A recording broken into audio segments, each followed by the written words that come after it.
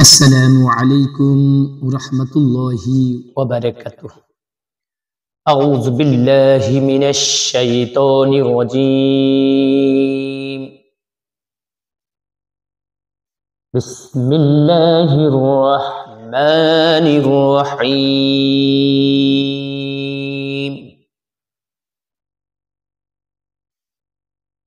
ولكل بدعة هو موليها فاستبقوا الخيرات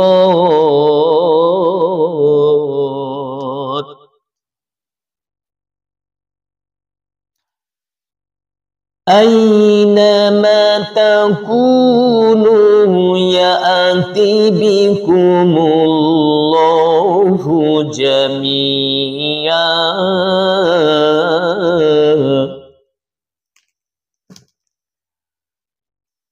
إن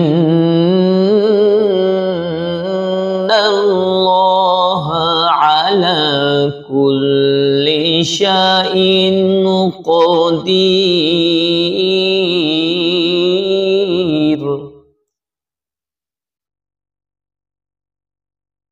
ومن حيث خرجت فول وجهك شطر المسجد الحرام وإنه للحق من ربك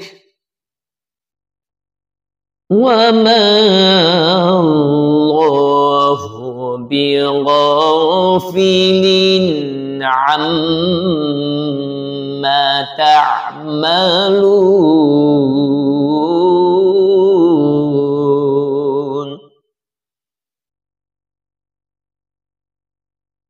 ومن حيث خرجت فول وجهك شطر المسجد الحرام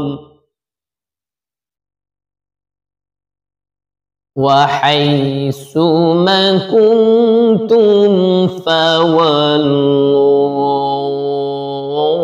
وجوهكم شطره لئلا يكون للناس عليكم حجة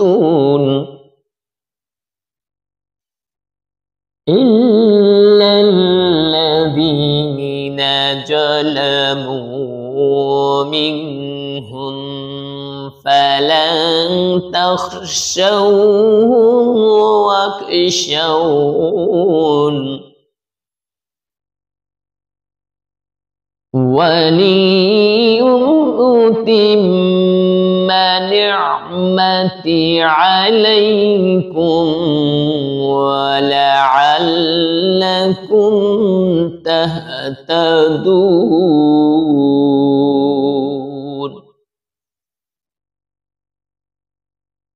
كما أرسلنا فيكم رسولا منكم يتلو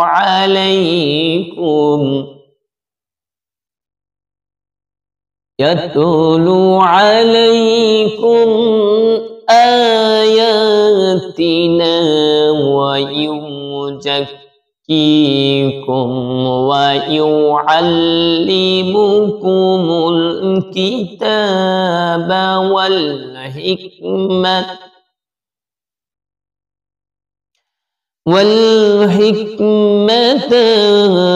ويعلمكم ما لم تكونوا تعلمون.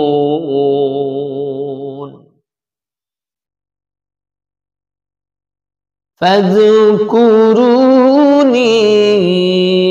أذكركم واشكروا لي ولا تكفرون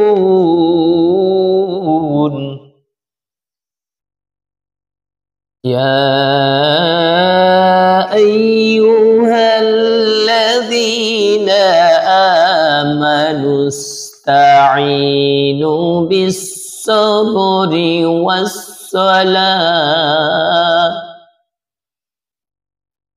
إن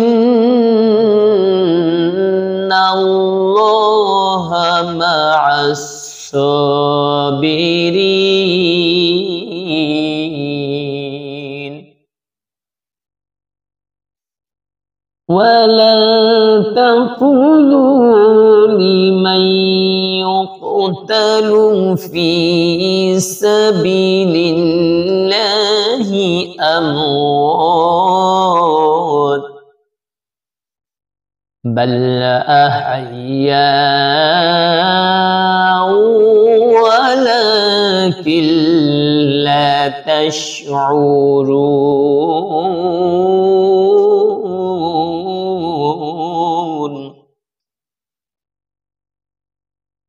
ولنبلونكم بشيء من الخوف والجوع ونقص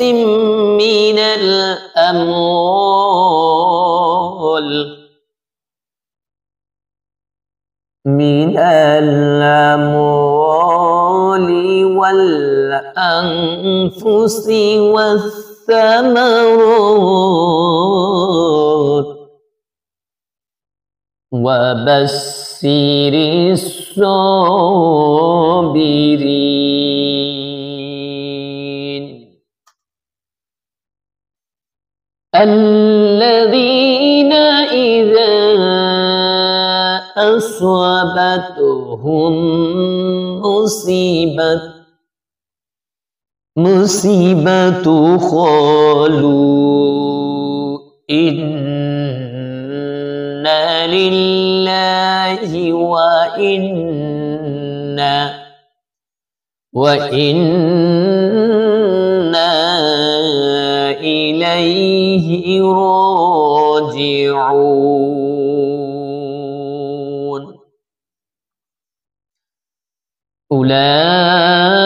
أولئك عليهم صلوات من ربهم ورحمة وأولئك هم المهتدون صدق الله العظيم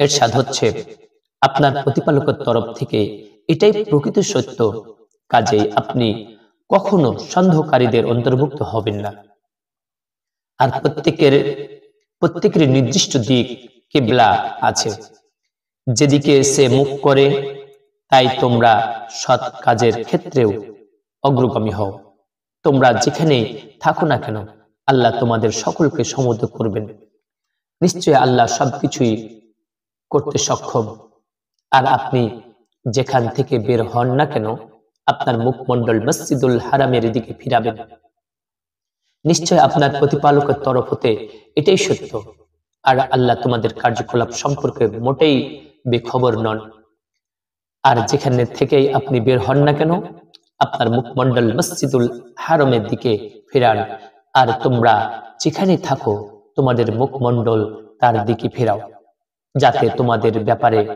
লোকের জন্য কোনো সমালোচনা করার সুযোগ না থাকে অবশ্যই তাদের মধ্যে যারা জালিম তাদের কথা ভিন্ন কাজেই তোমরা তাদেরকে ভয় করো না শুধু আমাকে ভয় করো তাহলে আমি আমার নিয়ামত তোমাদের উপর পূর্ণ করব আর তোমরা হয়তো পথপ্রাপ্ত হবে যেমন আমি তোমাদের মধ্য হতে তোমাদের নিকট রাসূল প্রেরণ করেছি যিনি তোমাদের নিকট আমার আয়াত তিলাওয়াত করেন ও তোমাদেরকে পবিত্র করেন এবং তোমাদেরকে শিখাই কিতাব ও হিকমত, আর তোমরা যা জানতে না তা শিক্ষা দেন।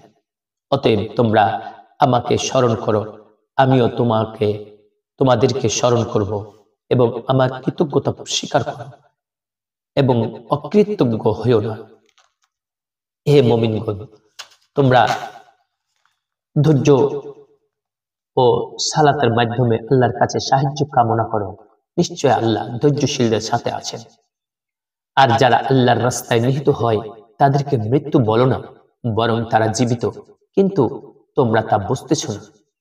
আর নিশ্চয় আমি তোমাদেরকে পরীক্ষা করব ভয় ভীতি দ্বারা, ক্ষুধা দ্বারা, এবং ধন সম্পদ, জীবন এবং ফল ফসলে দ্বারা ক্ষতি সাধন করব। আর সুসংবাদ দাও সেসব ধৈর্যশীলদেরকে, যাদের উপর কোনো প্রকার বিপদ আপত্ত হলে তখন বলে, নিশ্চয় আমরা তো আল্লাহর, এবং নিশ্চিতভাবে আমরা তার দিকে প্রত্যাবর্তনকারী। তাদের উপরেই রয়েছে তাদের প্রতিপালকের তরফ থেকে করুণা ও অনুগ্রহ, আর তারাই সঠিক পথপ্রাপ্ত। আসসালামু আলাইকুম ওয়া রাহমাতুল্লাহি ওয়া বারাকাতুহু।